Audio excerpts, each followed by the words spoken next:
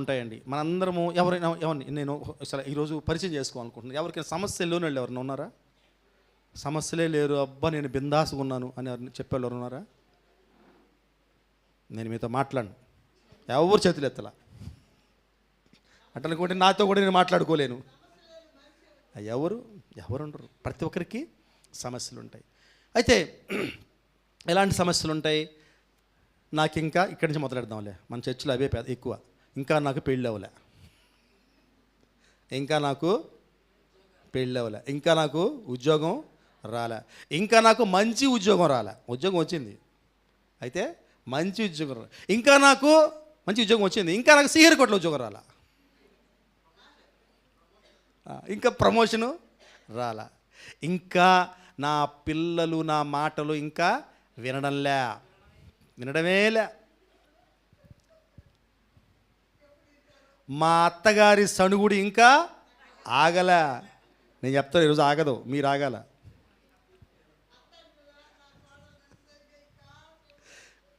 So ఇట్లా ఎన్నో ఉంటాయి మనకి జవాబు దొరకని సమస్యలు.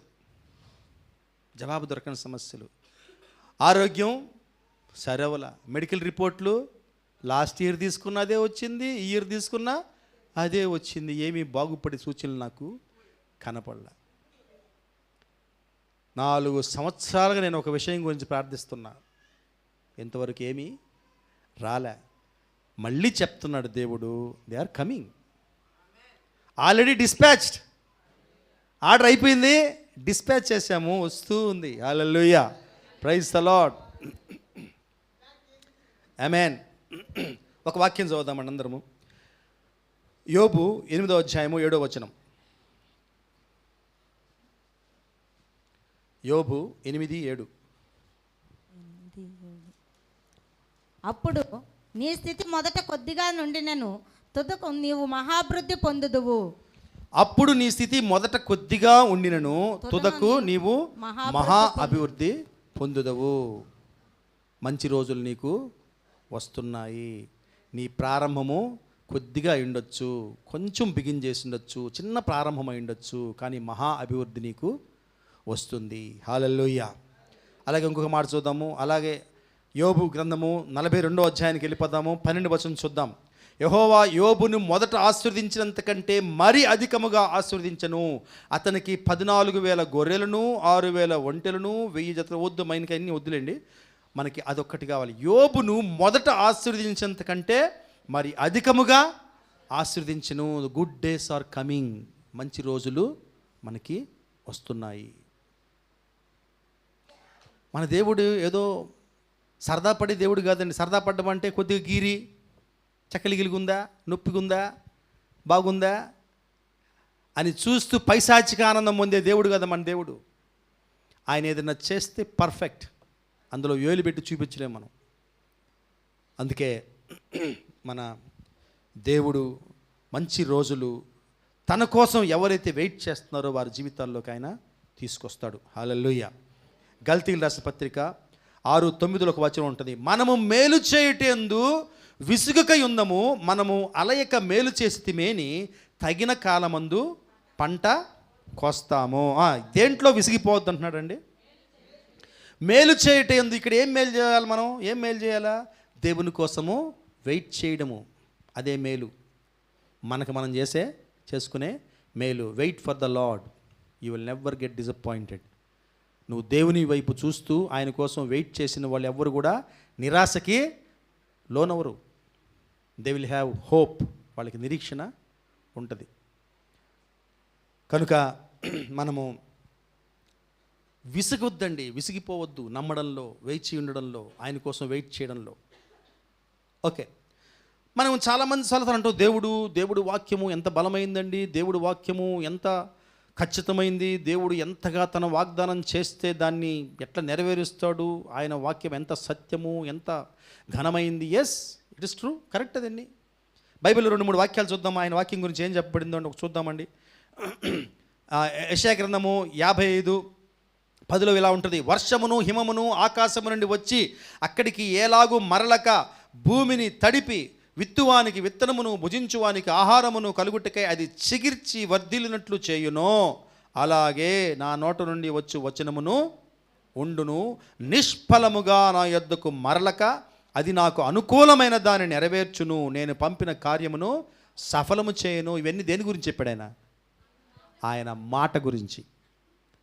ఆయన మాట వదిలితే అది చెయ్యాల్సిన పని నెరవేర్చి చేస్తుంది. మనం కూడా చేస్తా అట్లా ఎప్పుడన్నా ఒక్క అగ్గిపుల్ల గీసి అట్లా వేస్తాం నోటితోటి, గదబా ఎత్తుకుంటుంది మంట. ఏమండి, దేవుడు అటువంటి దేవుడు కాదు, మంటలు పెట్టే దేవుడు కాదు, ఆశీర్వాదాలు జల్లి జరిపించే దేవుడు మన దేవుడు. కనుక నిజమే, దీన్ని ఎవరు కాదనరు. అటువంటి వాక్యాన్ని నెరవేర్చగలిగే దేవుడు మన దేవుడు. అటువంటి పవర్ఫుల్ వాగ్దానాలు మనకి దేవుడు ఇచ్చున్నాడు. ఓకే, చాలామంది నిరుత్సాహపడుతుంటాం. ఎవరో చెప్తారు ప్రవచనాలు విశ్వాసులకి, ఇదిగో దేవుడు చెప్పంటున్నాడు, నీలో పాపం ఉందంట, పాపాన్ని నువ్వు తీసేసుకోవాలంట, పశ్చాత్తాపడాలంట, అప్పుడు దేవుడు నీకు నీకు ఆన్సర్ ఇస్తాడని చెప్తారు. అది వాక్య ప్రకారం కూడా కరెక్టే. చూడండి, వాక్యం చూద్దామండి. కీర్తనలు 66:18 ఒక మాట ఉంటుంది చూడండి. నా హృదయంలో నీ పాపమును లక్ష్యం చేసిన యెడల ప్రభువు నా మనవి వినకపోవును. ఎస్, మనసులో పాపం ఉంటే దేవుడు నా ప్రార్థన వినడు. ఓకే, ప్రవక్త చెప్పాడు, కరెక్టే. ఓకే బ్రదర్, అది కూడా కరెక్ట్ చేసుకున్నాను నేను, నాకేం ప్రాబ్లం లేదు. నేను దేవుడు పశ్చాత్తాపడ్డాను, దేవుడు ముందు దేవుడు నన్ను క్షమించాడు, నాకు ఆ గ్యారెంటీ కూడా హృదయంలో కలిగింది, అయిపోయింది, అది కూడా అయిపోయింది.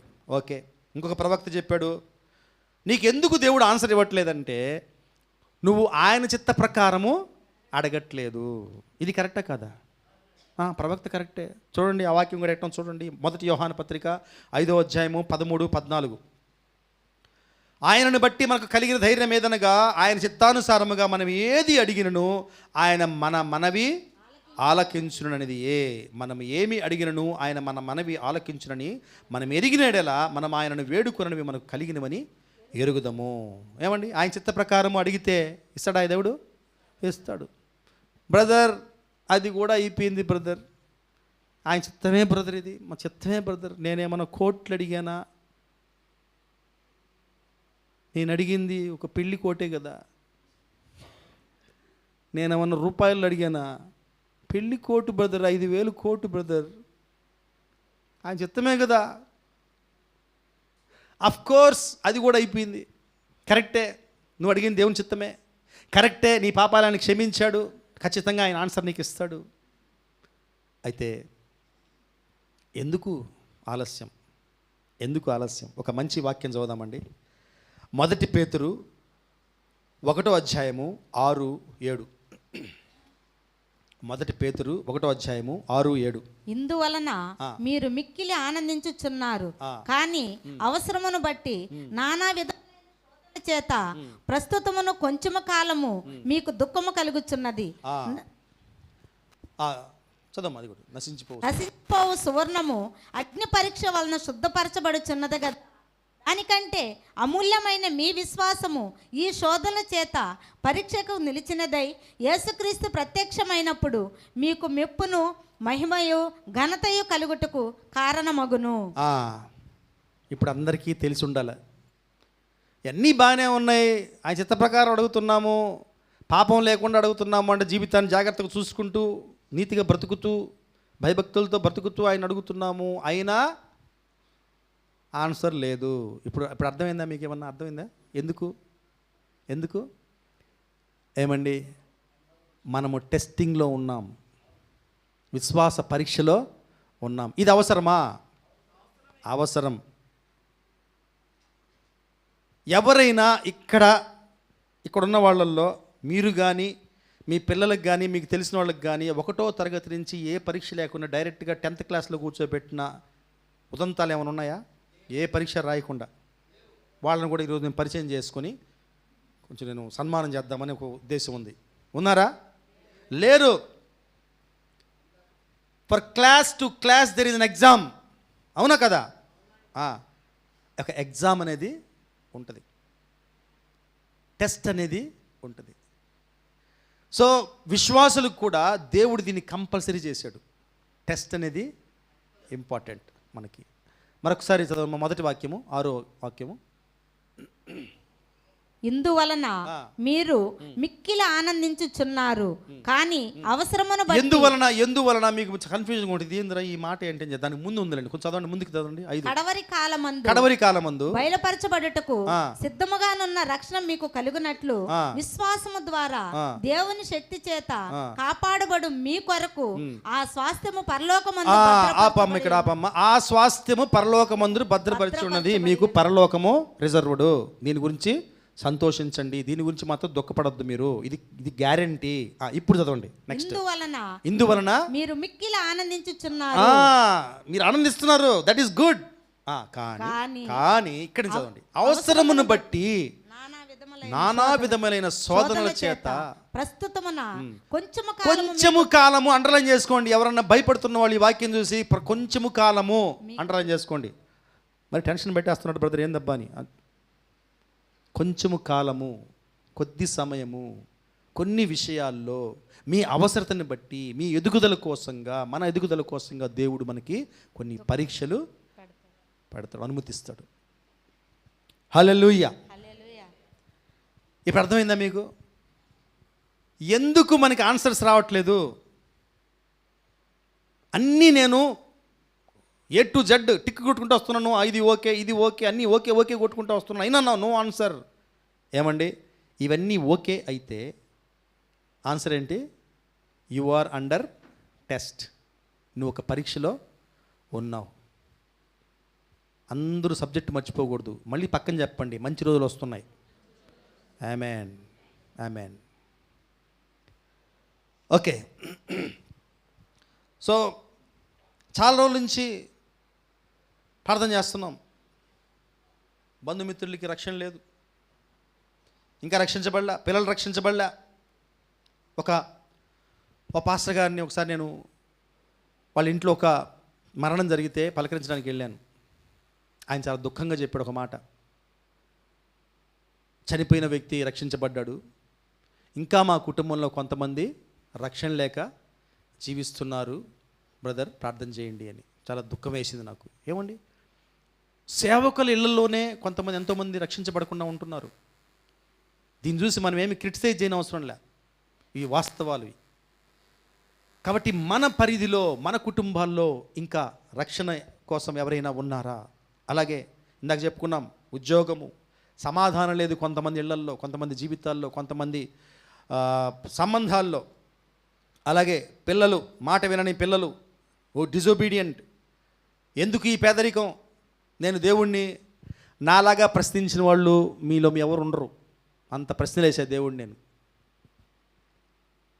ఉద్యోగం చేస్తూ, 2 ఉద్యోగాలు చేసుకుంటూ, నెల వస్తే నాకు టెన్షన్. ఎవరెవరికి ఎంతంత ఇవ్వాలి, ఏంటి, ఏం ఉండేది కాదు జీతం, నెలసరి జీతం. దేవుడిని అడిగేవాడిని, దేవా వై, ఎందుకు నాకు ఈ పరీక్ష, ఎందుకు? ఈరోజు మనల్ని చాలామంది అడుగుతాం అప్పుడప్పుడు, అటువంటి పరిస్థితులు వచ్చి మనం అడుగుతాం, వై మీ, ఎందుకు నేనే దొరికానా నీకు? మోసి అడగలా? నువ్వు ఎవరిని చూసుకోయో, నువ్వు వేరే వాళ్ళని చూసుకో, నేనే దొరికాను నీకు. సో ఈ ప్రశ్న మనం కూడా వేస్తూ ఉంటాం. ఎందుకు నాకు పేదరికం, ఎందుకు? నేను ఎప్పుడు, మీరు నమ్మరండి, కొన్ని చెప్తాను నేను, మీకు ఆడ్గా ఉండొచ్చు, కానీ this is all God is my witness. దేవుడు నాకు సాక్షి. ఇవన్నీ దేవుడు చూశాడు నా జీవితంలో. నేను యంగ్స్టర్గా ఉన్నప్పుడు బజార్ గుండా వెళ్తున్నప్పుడు చిన్న చిన్న వస్తువులు చూసి ఆశపడేవాడు నేను. ఏంటి తెలుసా? Tape recorder. ఏమన్నా టేప్ రికార్డర్ కొన, ఈ రోజులు ఆలోచించండి మీరు. టేప్ రికార్డర్ అంటే ఏదో సీడీ ప్లేయర్ మొత్తానికి ఈరోజు ఏమైతే ఉందో అది కొనడం పెద్ద ఇదండి ఈ రోజుల్లో. ఏమన్నా ఇదే పెద్ద గొప్పతనం కాదు అనుకుంటారు, వెళ్ళిపోతారు, కొనుక్కొచ్చారు. ఎంత అంటే చాలా చీప్ అయిపోయినాయి అన్నీ. ఇప్పుడు 200 300 అంటారు. ఆశ్చర్యం వేస్తుంది. ఆ రోజుల్లో నాకు మంచి మ్యూజిక్ సిస్టమ్ కావాలని కోరిక. ఎందుకంటే పాటలు పాడుతూ పాటలు వింటూ ఉండేవాడిని కనుక, దేవుని పాటలు. మ్యూజిక్ సిస్టమ్ కోసం నా స్కూటర్ అమ్మేశాను నేను. కొత్త స్కూటరు 1.5 year వాడా. ఒక షాప్కి వెళ్ళా, నాకు ఎంత అవమానం అయిపోయిందో. చాలాసేపు నిలబడి ఆ సిస్టమ్ వంటే చూస్తున్నాను నేను. భలే నచ్చింది, నాకు భలే నచ్చిపోయింది. వాడిని ఏమేమో అడిగి తెలుసుకుంటున్నాను. మీరు నమ్మరు, కనీసము ఒక నెలలో 7-8 సార్లు పోయింటే ఆ షాప్కి. వాడు నన్ను గుర్తుపట్టేశాడు బాగా. వాడు నన్ను అడిగేవాడు, క్యా సార్ ఆజ్ లేనా ఈ క్యా అనేవాడు. ఈరోజు తీసుకుంటారా సార్ అనేవాడు. లేదు ఇంకొక డౌట్ వచ్చింది తీర్చుకోవడానికి వచ్చా అనేవాడిని. అంత ఉత్త మాటలే. ఆ రోడ్ని పోతున్నప్పుడు గబగబా స్కూటర్ పార్క్ చేసి చూసేవాడిని అనమాట దాన్ని. ఎప్పటికైనా సరే దాన్ని సాధించాలనుకునేవాడిని. స్కూటర్ అమ్మేశాను. స్కూటర్ అమ్మగానే ఇంకేదో అవసరం వచ్చింది, డబ్బులు అయిపోయినాయి. నేను దేవుడిని అడిగాను, ఏం దేవా నేనేమన్నా లగ్జరీ అడిగానా, ఇంకేదన్నా అడిగానా? పాటలు వినడానికి నాకు మ్యూజిక్ పిచ్చోండి కదా చిన్నప్పటి నుంచి, విన్నామని కదా, అది కూడా ఇవ్వకపోతే ఎట్టు ప్రభువా అని వచ్చేసి లాస్ట్లో ఏదో ఒక 1000 రూపాయలు 1500 మిగిలింటే సులూరుపేటకు వచ్చి ఢిల్లీ తిరగడం సరిపోయింది, జోధ్పూర్ తిరగడం సరిపోయింది, హైదరాబాద్ ఎగ్జిబిషన్కి వెళ్ళి అక్కడ కూడా తిరగడం సరిపోయింది. జబ్బులు సరిపోతాయి కదా. 1500 1600 ఉంటే సూలూరుపేటకు వచ్చి ఒక షాపులో వెళ్ళి ఒక చిన్న టేప్ రికార్డు కొనుక్కొచ్చా. దాంతో సరిపెట్టుకున్నా. అడిగామండి దేవుడు, వై ప్రభువా, ఎందుకు ప్రభువా ఇది కూడా తెచ్చవు, వై దిస్? ఆ రోజులు ఉన్నాయండి నా జీవితంలో. ఈరోజు దేవుణ్ణి స్తుతిస్తుంటాను నేను. ఏదైనా వస్తువు ఆశపడినప్పుడు నేను డీర్గా చెప్పేసుకుంటా దేవుడికి, దేవా నేను చాలా సఫర్ అయ్యా ఒకప్పుడు, ఈసారి అట్టు కాదు, నేను ఇష్టపడుతున్నా, నువ్వు ఇవ్వాల్సిందే. Praise the Lord. He grants me now, he gifts me sometimes. నా డబ్బులు లేకుండా దేవుడు నా గిఫ్ట్ చూడు చేస్తుంటాడు. హల్లెలూయా. దేవుడు ఒకసారి చెప్పాడు నాకు, నేను మీ ఎంకరేజ్మెంట్ కోసం చెప్తున్నాను, నా డబ్బా కొట్టుకోవడం చెప్పట్లేదు నేను. దేవుడు ఒకసారి చెప్పాడు నాకు, you will have many troubles, నీకు చాలా సమస్యలు ఉంటాయి ఫ్యూచర్లో కూడా, but I will never allow this financial problems in your life. ఈ ఆర్థిక సమస్యలు మళ్ళీ అనుమతించను నీ జీవితంలో. దేవుడు నన్ను శబాష్ అని చెప్పిన కొన్ని విషయాలు ఇదొకటి. ఎందుకంటే you have passed this test.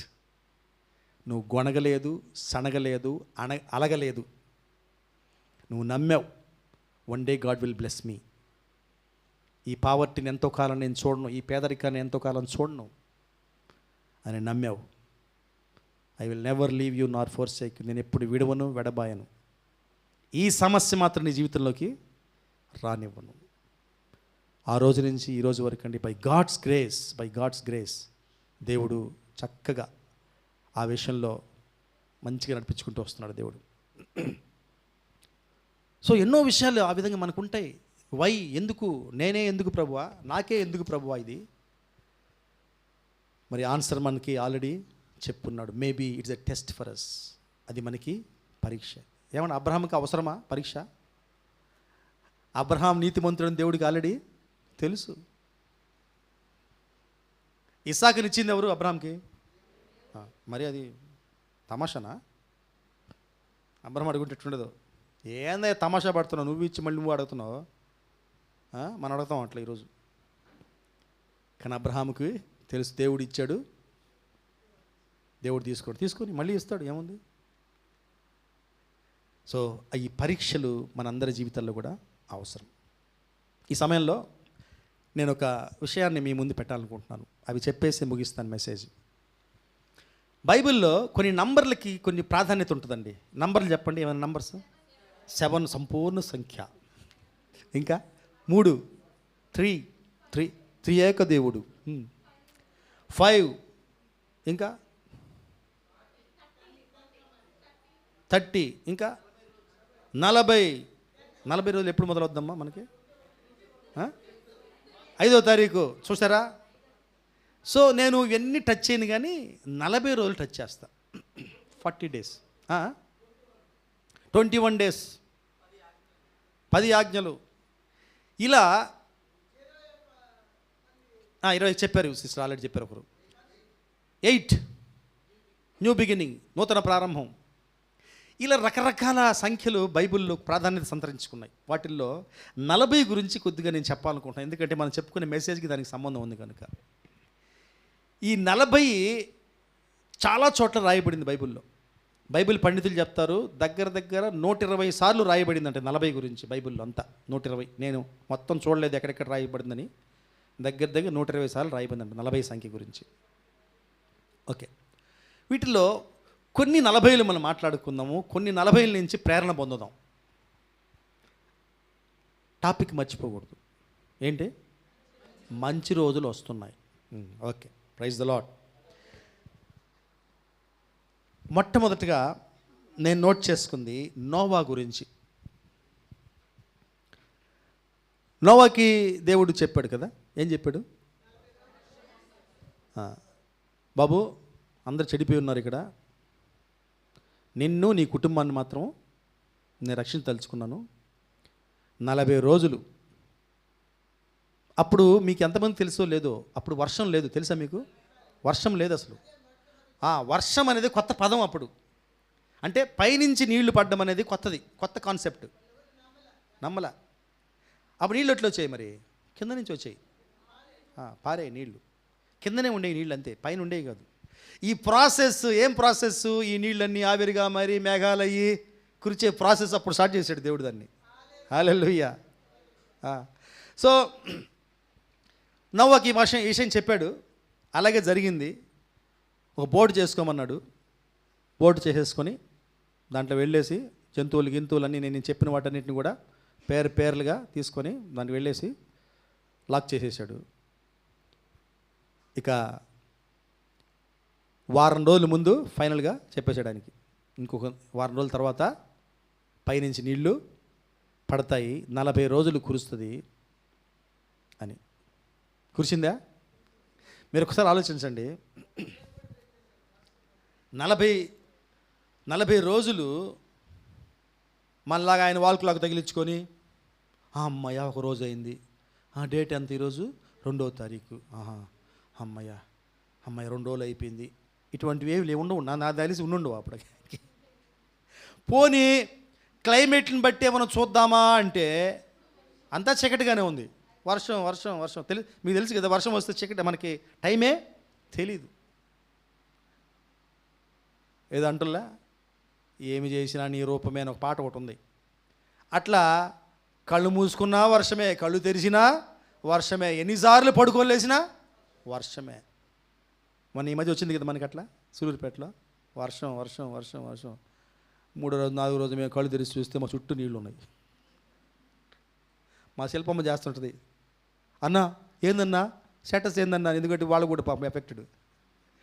నీళ్ళు వాళ్ళ దగ్గరికి వస్తాయంట. ముందు వాళ్ళ దగ్గర వచ్చినప్పుడు ఫోన్ చేస్తుంది అనమాట, అన్న మీ దగ్గర వచ్చేయాలి, ఇంకా రాలేదన్నమాట, వస్తాయి అలా జాగ్రత్తగా మళ్ళీ. సో చూడండి, ఒకరోజు పడుకున్నాడు, 2వ రోజు పడతానే ఉంది, 3వ రోజు పడతానే ఉంది, 4వ రోజు పడతా ఉండి మ్యాక్సిమం 10 రోజులు లెక్క పెట్టుకుంటామేమో కష్టపడి. ఆ తర్వాత లెక్క పెట్టుకోవడమే ఆపేస్తాం. వస్తానే ఉండే ఫైనల్గా 40 రోజులు అయిపోయింది. ఈయనకి అర్థమైంది నిలిచింది వర్షం అని. అంటే 40 రోజుల తర్వాత ఏమొస్తుంది నంబరు? 41. వర్షం పడిందా? నిలిచిపోయింది. ఆ తర్వాత మీకు తెలుసా, వెంటనే నోవా బయటకు వచ్చాడా? ఎన్ని రోజులు పట్టింది? ఇంకా బైబిల్ ప్రకారము ఉరామరిగ్గా 10.5 నెలలకి బయటకు వచ్చారంట వాళ్ళు. 10.5 నెలలకి, వర్షం ఆగిపోయిన 10.5 నెలలకి. అంటే అంత టైం పట్టింది నీళ్ళు తగ్గడానికి. ఇది ఎందుకు మనం మాట్లాడుకుంటున్నామంటే, 40 రోజులు వచ్చింది. ఈ 40 రోజులు నోవా కుటుంబ పరిస్థితులను ఆలోచించుకుందాం ఒకసారి. ఎంత కాలం లోపల ఉంటాడండి. మా కుక్కి ఆ రోజుల్లో, వర్షం వస్తున్న రోజుల్లో అప్పుడు దాన్ని ఫస్ట్ టైం ఇంట్లో పెట్టుకున్నాం. దానికి ముందు బయట వదిలేసేవాళ్ళం. గేట్లు అంటే రోడ్డు మీద పోనీయకుండా, ఇంట్లోకి రానియకుండా మధ్యలో పెట్టేవాళ్ళం అంట. అప్పుడు జాలి కలిగి దాని మీద పాపం ఉరుములకి మెరుపులకి ఆ నీళ్ళకి భయపడిపోయింది. లోపలికి పెట్టాం. 3-4 రోజుల తర్వాత అది ఒక్కసారి బయటకు వదిలితే గబగబా పోయి నీళ్ళలో దూకేసింది పోయి. అంటే అంత విసిగిపోయిందనమాట అది. ఇక నోవా పరిస్థితి ఆలోచించుకోండి, ఎంత విసిగిపోయి ఉంటారు వాళ్ళు. ఎప్పుడెప్పుడు వెలుగు చూద్దామా అని ఉంటారు. అంతగా వాళ్ళు ఒక విధమైనటువంటి బాధలు ఎదుర్కొన్నారు. అటువంటి పరిస్థితులు గుండా వాళ్ళు వెళ్ళారు.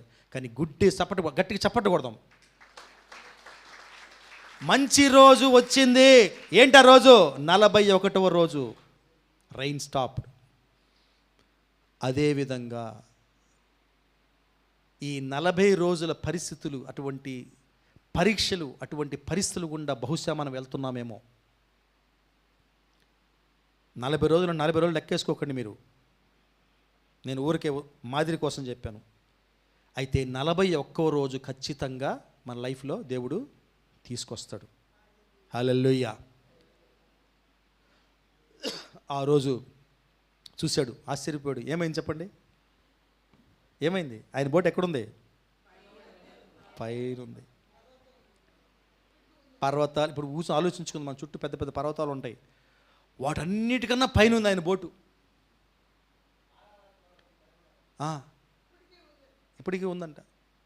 సో 41 రోజు నోవా లైఫ్లో, వాళ్ళ కుటుంబ జీవితం రానే వచ్చింది. ఈ 40 డేస్ టెస్ట్లో వాళ్ళు పాస్ అయ్యారు. ఎంత విసుగొచ్చుంటుంది వాళ్ళకి. ఒకసారి మనం వాళ్ళ మధ్యలో పెట్టుకొని మనం ఆలోచిస్తే అర్థమవుతుంది. అప్పట్లాగా ఎయిర్ కండిషన్లు, వాసన రాకుండా ప్యూరిఫైర్, ఎయిర్ ప్యూరిఫైర్లు ఇల్లు లేవు. అక్కడే గేదెలు, పాములు, పిచ్చుకలు అన్నీ అన్నీ చేసుకుండే. వాళ్ళ మధ్య వీళ్ళు ఉంటుండే. 40 రోజులు కిటికీ తెరవల, గాలి లేదు. ఎట్ట భరించుంటారు వాసనని? వాళ్ళ మధ్య నిద్రపోవడం. They suffered. వాళ్ళు అనుభవించారు. నోవాకి ఈ ఆలోచన, నేను అనుకుంటున్నా, నోవాకి ఈ ఆలోచన కూడా వచ్చిండొచ్చు. నేను దేవుడు చెప్పినట్టుగా ఎంత విధేయత చూపించాను, బోటు తయారు చేసుకోమంటే చేసుకున్నాను. మీకు తెలుసా బోటు చేయడానికి ఎన్ని సంవత్సరాలు పట్టిందని? నేను లెక్కలేదు, కానీ నేను అప్పుడు లేనులేండి. అయితే బైబిల్ పండితులు చెప్తారంటే దగ్గర 75 సంవత్సరాలు పెట్టిందంట బోటు తయారు చేసుకోవడానికి. తమాషానా? అంత బోటు తయారంటే ఎంత స్ట్రాంగ్ ఉండాలి, ఎన్ని ఫెసిలిటీస్ ఉండాలి దాంట్లో.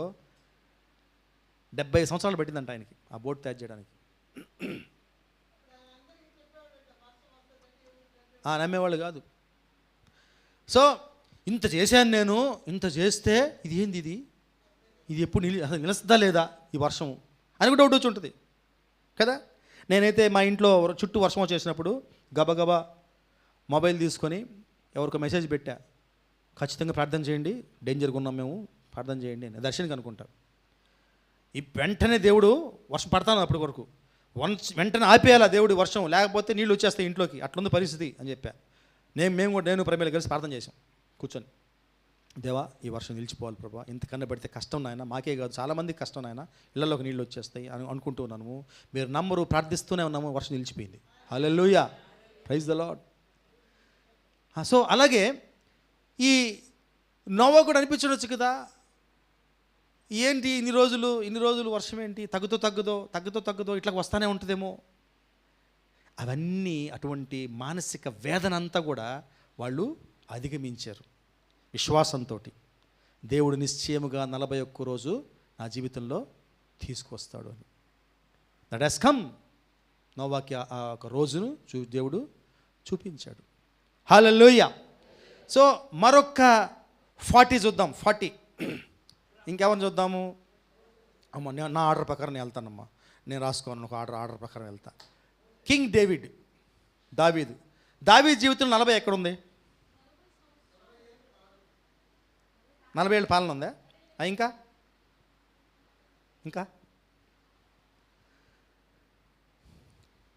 ఇక్కడ దావీదు లైఫ్లో ఒక జరిగిన ఉదంతం 40 రోజులు నడిచింది. ఏంటి ఉదంతం అంటే గొలియాత్. చదవండి, ఈ వాక్యం చదువుదాం.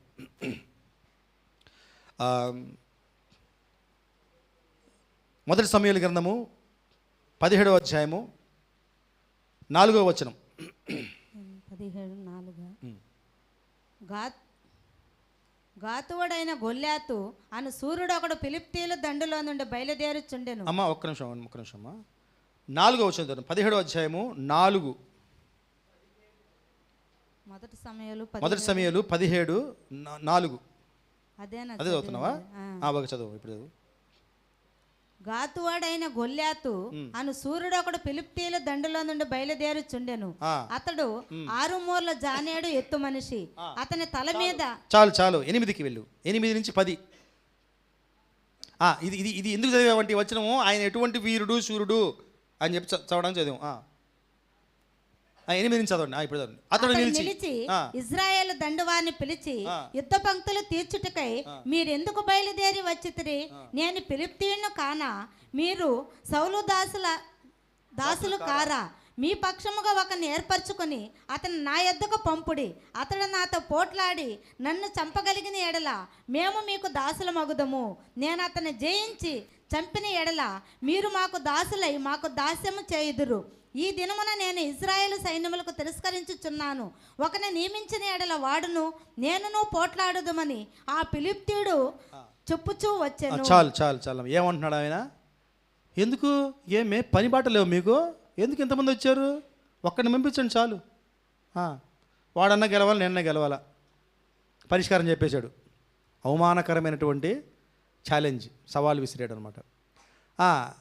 ఎన్ని రోజులు చేశాడు దీన్ని? ఇప్పుడు 16వ వచనంకి రండి. 16వ వచనం, అది 40. 16వ వచనంకి రండి, చదువుమా. ఆ ఫిలిష్తీయుడు ఉదయమునను సాయంత్రమునను బయలుదేరుచు 40 దినములు తన్ను తాను అగపరుచుకొనుచు వచ్చెను. 40 రోజులు ఇజ్రాయేలుకి కంటి మీద కునుకు లేకుండా చేశాడు. ఏమైతే 41 రోజు రానే వచ్చింది. 41 రోజు ఎవరిని తీసుకొచ్చాడు? దేవుడు దావీదుని తీసుకొచ్చాడు. చప్పట్లు కొడదామండి. ప్రైజ్ ద లార్డ్, హల్లెలూయా. 40 రోజులు వీళ్ళు మనోవేదన, టెన్షన్ అనుభవించారు. 41 రోజు దేవుడు తన హీరోని తీసుకొచ్చాడు ముందుకి.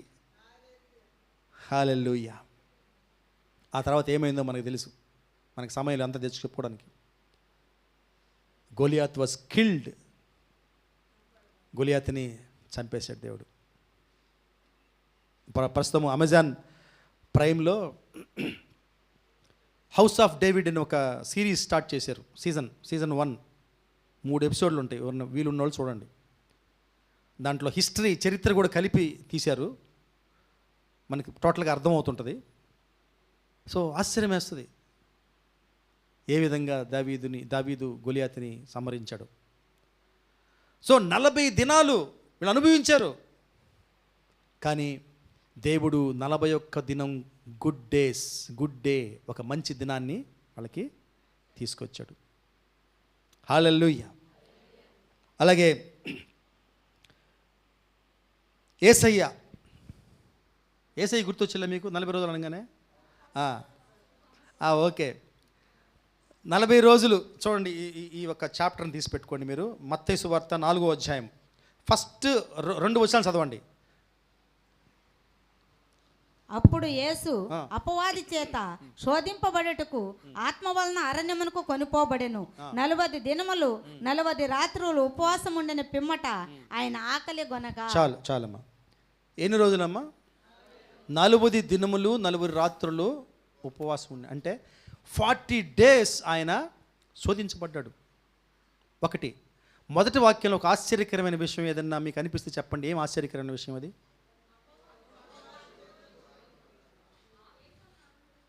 అప్పుడు యేసు అపవాది చేత శోధించబడుటకు ఎవరి వలన? మళ్ళీ చెప్పండి. ఆత్మ అంటే పరిశుద్ధాత్మ అంటే దేవుడు. God himself led him for the temptations. ఇది గుర్తుపెట్టుకోవాలి మనం. సాతాను ఈడ్చుకుపోలే ఆయన్ని, దేవుడే పంపించాడు. గో మై సన్, నా కుమారుడా పోయిరా, నీకు విజయం కలుగును గాక, పోయిరా. హల్లెలూయా. ఏమండి, దేవుడు శోధించడు కానీ దేవుడు పరీక్షిస్తాడు. మీకు బాగా గుర్తుండడానికి ఈ మాట పక్కన చెప్పండి. దేవుడు శోధించడు, పక్కన చెప్పండి, కానీ పరీక్షిస్తాడు. శోధించడానికి పరీక్షించడానికి డిఫరెన్స్ ఉంది. పరీక్ష పెడతాడు.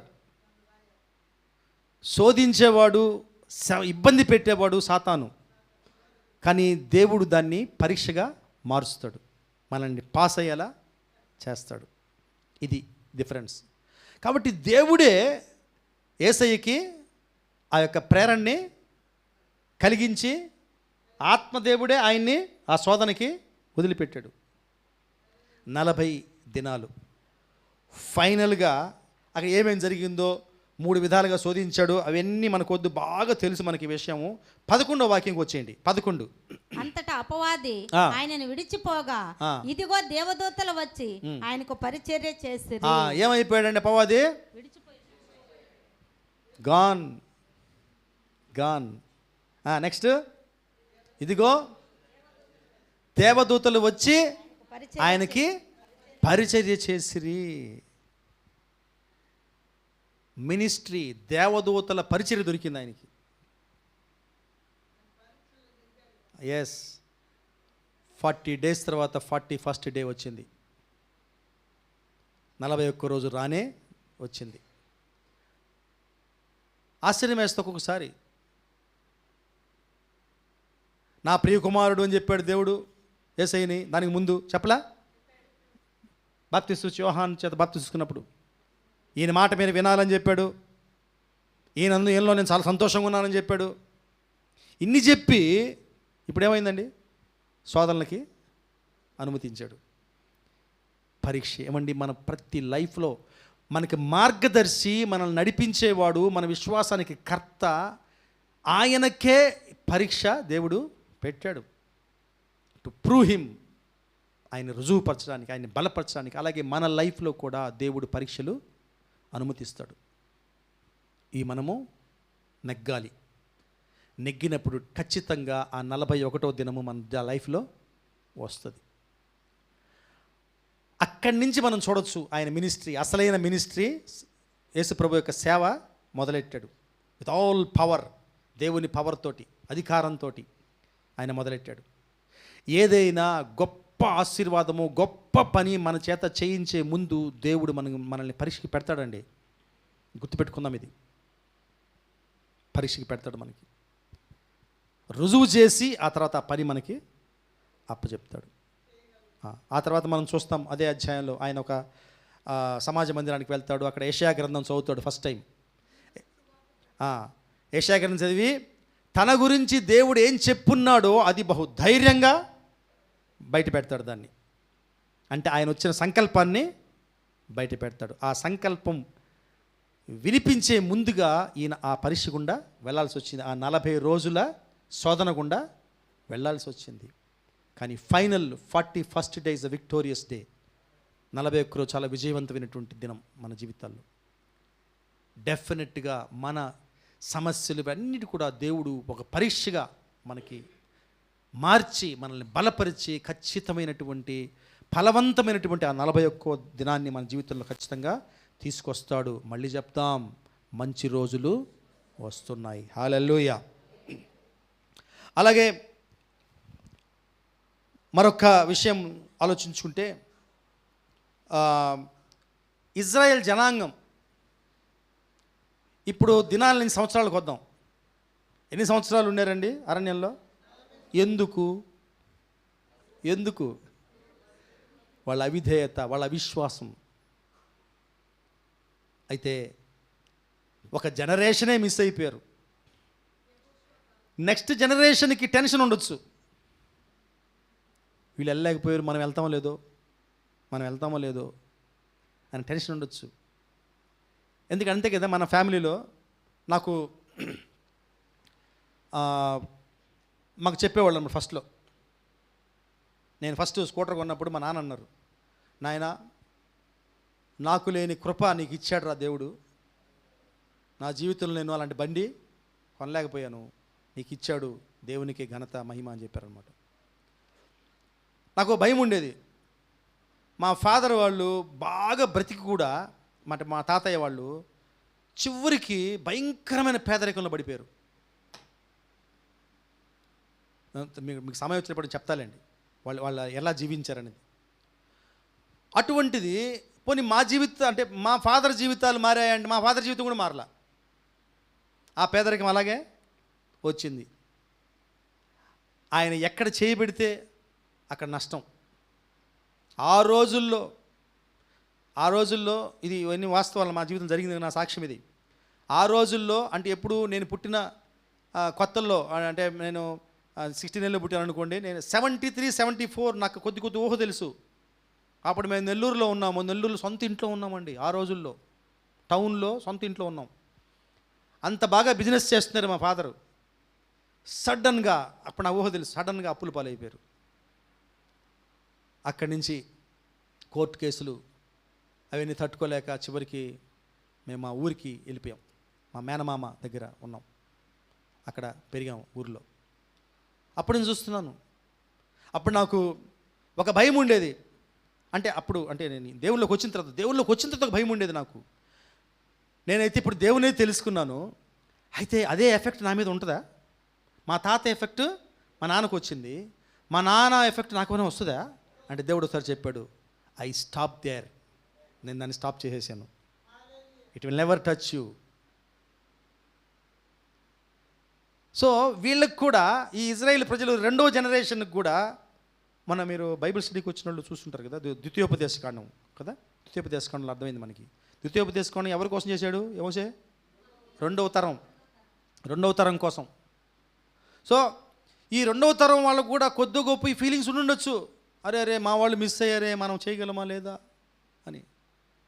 బట్ ఖచ్చితంగా 41వ సంవత్సరము వాళ్ళ లైఫ్లో దేవుడు అనుమతించాడు, వాళ్ళ కణానికి చేరుకోగలిగారు. ప్రైజ్ ద లార్డ్, హల్లెలూయా. ఈ 40 అనేది సంఖ్య అండి, దీని గురించి మనం నేర్చుకుంటున్నాం. మళ్ళీ చెప్దాం, మంచి రోజులు వస్తున్నాయి. హల్లెలూయా, ప్రైజ్ ద లార్డ్. ఇది ద్వితీయోపదేశకాండము 8వ అధ్యాయము 2-3లో ఉంటుంది. ద్వితీయోపదేశకాండము 8వ అధ్యాయము 2-3 చదువుదాం.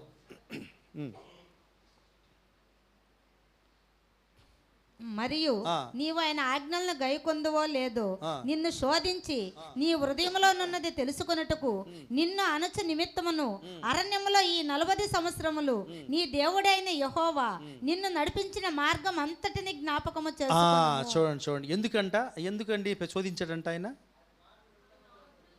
నువ్వు ఆజ్ఞలు గైకొందువో లేదో, ఆయన నమ్ముతావో లేదో పరీక్ష. అబ్రహాము కూడా ఎందుకు పరీక్ష పెట్టాడు? ఆ పరిస్థితుల్లో దేవుణ్ణి ఆయన ఘనపరుస్తాడా, విసుక్కుంటాడా, డిజోబే చేస్తాడా, ఇవన్నీ పరీక్షిస్తాడు. అలాగే మన లైఫ్లో కూడా ఈ 40 సంవత్సరాల లాంటి ఒక పరీక్ష సమయము దేవుడు మన కోసంగా, మనల్ని బలపరచడానికి కోసంగా వాడుకుంటాడు. అయితే ఖచ్చితంగా 41వ సంవత్సరము లేదా దినం మన జీవితంలో వస్తుంది. మళ్ళీ చెప్తున్నాను, మీరు దినాలు లెక్కేసుకోవద్దు, సంవత్సరాలు లెక్కేసుకోవద్దు. ఇది జస్ట్ ఒక మోడల్ కోసం చెప్పానంతే. కొంతకాలం మనలో చాలామంది 17వ దినంలో ఉండొచ్చు, నోవా 23వ దినంలో ఉండొచ్చు, 25వ దినంలో ఉండొచ్చు, ఇంకా 1వ దినంలో ఉండుండొచ్చు. అంటే స్టార్టింగ్, లేదా 39వ దినంలో కూడా ఉండొచ్చు. అంటే ఆ పొజిషన్స్లో ఉండొచ్చు మనం శోధనల్లో. But definitely the 41st day will come. మనల్ని ఆశీర్వదించే ఆ 41 దినము మన జీవితంలో వస్తుంది. హల్లెలూయా. అలాగే మోషే 34 నిర్గమకాండం 28 రాసి ఉంటుంది, 34-28 రాసి ఉంటుంది. దేవుని సన్నిధిలో ఆయన 40 రాత్రులు పగలు గలిపాడు. నా రిజల్ట్ ఏంటండి? 10 ఆజ్ఞలు తీసుకొని వచ్చాడు. Praise the Lord. అలాగే ఇంకొక విషయం చూసి మనము ముందుకు వెళ్ళిపోదాము. మొదటి రాజులు 19వ అధ్యాయము 8వ వచనంలో ఈ మాట ఉంటుంది చూడండి. మొదటి రాజులు 19వ అధ్యాయము 8వ వాక్యం. అతడు లేచి భోజనము చేసి ఆ భోజనపు బలము చేత 40 రాత్రింబవళ్ళు ప్రయాణము చేసి దేవుని పర్వతం అని పేరు పెట్టబడిన హోరేబునకు వచ్చి అచ్చట ఉన్న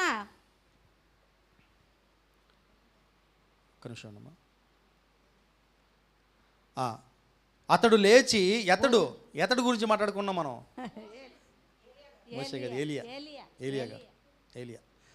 యెజబెల్ హెచ్చరించిన తర్వాత, భయపెట్టిన తర్వాత ఈయన అక్కడి నుంచి పారిపోయి వచ్చి 40 దినాలు ఆయన ప్రయాణించాడంట. ప్రయాణము చేసి ఇక్కడ చూడండి, 40 రాత్రింబగళ్ళు ప్రయాణము చేసి, 40 రాత్రింబగళ్ళు ప్రయాణము చేసి దేవుని పర్వతమని పేరు పెట్టబడిన హోరేబుకి వచ్చాడంట. 40 దినాలు భయంకరమైనటువంటి శోధన ఎదుర్కొన్నాడు, భయంకరమైన ఆవేదన ఎదుర్కొన్నాడు, టెన్షన్ ఎదుర్కొన్నాడు. అఫ్ కోర్స్ ఎలియా జీవితంలో గొప్ప విజయాలు ఉన్నాయి. దేవుడి అగ్నిని చూశాడు, దేవుడు డైరెక్ట్గా డీల్ చేయడం చూశాడు, దానికి మధ్యవర్తిగా ఉన్నాడు. అంత సాక్షి సమూహం ఈయన చుట్టూ ఉంది. అయినప్పటికీ భయం అనేది ఆయన జీవితంలో వచ్చింది. 40 రోజులు టెన్షన్తో గడిపాడు. 41వ రోజు ఏమైందండి, ఆయనకి అచ్చట ఉన్న ఒక గుహలో చేరి బస చేసిన యెహోవా వాక్కు అతనికి ప్రత్యక్షమై, ఏమైంది లాస్ట్లో 40 రోజులు అయిన తర్వాత దేవుడి మాట ఆయనకి ప్రత్యక్షమైంది. దేవుడు మాట్లాడాడు. సో ఈ 40 దినాలు అనే పరీక్షా సమయం మన జీవితాల్లో ఉండొచ్చు. అది శోధన సమయం అంటామా, పరీక్షా సమయం అంటామా, అది మనం ఆలోచించుకుందాం. అయితే నిశ్చయముగా 1 పేతురు గ్రంథంలో చెప్పినట్టుగా దేవుడు మన ఆత్మీయ అవసరతను బట్టి కొన్ని శోధనలు మనకి అనుమతించాడు. అవి అయిన తర్వాత మనం ఏమవుతాం, సువర్ణం వలె మారుతాం. ఆయనకి మంచి పాత్రలుగా మనం మారుతాం. ఈ 40 దినాలు అనే యొక్క పర్వము మనకి ఒక ఆశీర్వాదకరంగా ఉంటుంది. సో నిశ్చయముగా మనము ఆ మంచి రోజుల్ని తిరిగి చూస్తాం. అంతకన్నా 40 రోజులు ముందు ఉండే దినాల కన్నా కూడా అంతకన్నా మంచి దినాలు మనము చూడబోతాం. అయితే ముందు చెప్పుకున్నాం కదా, ఎవరు చూస్తారు ఈ మంచి దినాలు? ఎవరైతే వెయిట్ చేస్తారో, దేవుని కోసం వెయిట్ చేస్తారో, మంచి రోజులు దేవుడు ఇస్తాడని వేచి ఉండి ఎవరైతే చూస్తారో, ఎవరైతే ఆయనకి లోబడి జీవిస్తారో, వారు ఈ మంచి రోజుల్ని ఖచ్చితంగా చూస్తారు. హల్లెలూయా, ప్రైజ్ ద లార్డ్. సో మనము ఎప్పుడైతే మన లైఫ్స్ని మనం ఆయనకి సరెండర్ చేసి, ఎప్పుడైతే ఇది దేవుడు నా జీవితంలో అనుమతించాడు అని నమ్మి వేచి ఉంటామో, ఖచ్చితంగా మనం మంచి దినాల్ని చూస్తాం. మరొకసారి మొదట చదువుకున్నటువంటి వాక్యానికి ఒకసారి చదువుకుందాము. యోబు గ్రంథము 8:7. యోబు గ్రంథము 8:7. అప్పుడు నీ స్థితి కొద్దిగా నుండినను తుదను నీవు మహాభివృద్ధి పొందుదువు. అప్పుడు నీ స్థితి మొదట కొద్దిగా ఉండినను తుదకు నీవు మహా అభివృద్ధి పొందుదువు. తల్లొంచుకుందాము, ప్రార్థన చేసుకుందాం. పరిశుద్ధుడా, గొప్ప దేవా, నీకు వందనాలు, నీకు స్తుతులు, స్తోత్రాలు. అవును తండ్రి, దేవా, మా అనేక మంది మా జీవితాల్లో తండ్రి కొన్ని పరిస్థితులు ఉన్నాయి ప్రభువా. ఎన్నో దినాలుగా పరిష్కారం లేనటువంటి పరిస్థితులు గుండా మేము వెళ్తున్నాం. ఎన్నో జవాబు లేని ప్రార్థనలు, ఎన్నో రక్షణ లేనటువంటి ఆత్మలు. దేవా, మరి ఎన్నో విషయాలు అవి మాకు ఎమర్జెన్సీయే, కానీ వాటికి జవాబు లేదు ప్రభువా. సమాధానం కోసం వెతుకుతున్నా మాకు దొరకట్లేదు. మరి దేవా, వివాహాలు, మరి ఎంప్లాయ్మెంట్ అయి ఉండొచ్చు, పేదరికం అయి ఉండొచ్చు, ఆర్థిక సమస్యలు అయి ఉండొచ్చు. వీటన్నిటికీ నాయన ఒక్కొక్కసారి ఎంతో నిరుత్సాహం కలిగిస్తుంది. ఏదేమైనా ఈరోజు మాకు గుర్తు చేశాం, మంచి రోజులు తప్పక వస్తాయి, మేము వెయిట్ చేయాలి అని. అవును ప్రభువా, యేసుక్రీస్తు నా తండ్రి జననం గురించి ఆది కాండంలోనే ప్రవచించబడినప్పటికీ నాయనా, మరి యెషయా దాన్ని ప్రవచించిన టైంకి తండ్రి 700 సంవత్సరాలు ప్రభువా తీసుకున్నాడు. అలాగే అది నెరవేరడానికి ఇంకా ఎన్నో వేల సంవత్సరాలు పట్టింది ప్రభువా. తండ్రి, మేము విన్నాం తండ్రి, నోవహు దేవుడు ఆయనకి ఇచ్చిన వాగ్దానం అవన్నీ నెరవేరడానికి తండ్రి దగ్గర 70 సంవత్సరాలు పట్టినట్టుగా మేము వింటాం. అబ్రహాము ద్వారా ఈ భూమి ఆశీర్వదించబడుతుంది అన్న వాగ్దానం నెరవేరడానికి తండ్రి 2000 సంవత్సరాలు పట్టింది ప్రభు. దగ్గర దాపున అది ఇంకనూ నెరవేరుతూనే ఉంది. అలాగే యోసేపు తండ్రి ఎన్నో కష్టాలు అనుభవించాడు. తనకొచ్చిన దర్శనాన్ని ఒకరోజు నెరవేర్చావు ప్రభువా. ఆ మంచి దినం యోసేపు జీవితంలో వచ్చింది. కానీ అది నెరవేర్చబడడానికి బైబిల్లో ప్రభువా రుజువుల ప్రకారం దగ్గర తండ్రి 23-24 సంవత్సరాలు పట్టేట్టుగా తెలుస్తుంది. ఇజ్రాయెల్ జనాంగం బానిసత్వంలోకి వెళ్తారని చెప్పావు. వారు నిశ్చయముగా తిరిగి వస్తారని చెప్పావు ప్రభువా. వారు రక్షించబడతారని చెప్పావు. దానికి దగ్గర 400 సంవత్సరాలు పట్టింది. యేసయ్యా, దావీదుని అభిషేకించి ఒక దర్శనాన్ని ఇచ్చి సింహాసనం అప్పచెప్పినప్పటికి కూడా ఆయన సింహాసనం మీదకి రావడానికి తండ్రి 15 సంవత్సరాలు పట్టింది. ఇవన్నీ ఆ 40 దినాలకి మోడల్గా ఉన్నాయి ప్రభువా. ఒక్కొక్కరి జీవితంలో మా పరిస్థితులను బట్టి మేము ఒక్కొక్క దగ్గర ఉన్నాం. కానీ నిశ్చయముగా మా అంతము బాగుంటుందని మేము నమ్ముతున్నాం. నిశ్చయముగా the good days will come to us. మంచి రోజులు మాకు వస్తాయని ప్రభా నువ్వు ఈరోజు మాకు ధైర్యపరిచినందుకు నీకు వందనాలు, నీకు స్తోత్రాలు. మేము నిశ్చయముగా జయిస్తాం ప్రభువా. మేము నిశ్చయముగా ప్రతి పరిస్థితిని జయిస్తాం. మేము నిశ్చయముగా ప్రతి టెస్ట్ మేము పాస్ అవుతాం. నీ కృపలో తండ్రి నువ్వు మాతో ఉంటే మాకేం భయం ప్రభువా. దేవా, ఈరోజు మా సంఘాన్ని అంతటిని చేతులకి అప్పచెప్పుకుంటున్నాం. ఏ భయభ్రాంతులు మమ్మల్ని ఇబ్బంది పెడుతున్నాయో, అపవాది తంత్రాలు ఏవైతే మమ్మల్ని అలజడి చేయాలని చూస్తున్నాయో వాటన్నిటికీ మేము భయపడదలుచుకోలేదు ప్రభువా. నిశ్చయముగా మేము క్షేమంగా బయలు వెళ్తాం. క్షేమంగా తండ్రి మా ఒడ్డుకు మేము చేరుతాం. మీ ఉద్దేశాలు మా జీవితంలో నెరవేర్చబడతాయి. నిశ్చయముగా మంచి రోజులు మేము చూస్తాం. Thank you. అటువంటి నిరీక్షణ మాకు దయచేయమని ఈ 40 రోజుల సందర్భాల్లో మేము ఎవరైతే మేము వెళ్తున్నామో, ఎవరమైతే తండ్రి ఆ శోధన కాలం పరీక్షా కాలంలో వెళ్తున్నామో నిలబడుకోగలిగే శక్తి అభిషేకం మాకు దయచేయమని,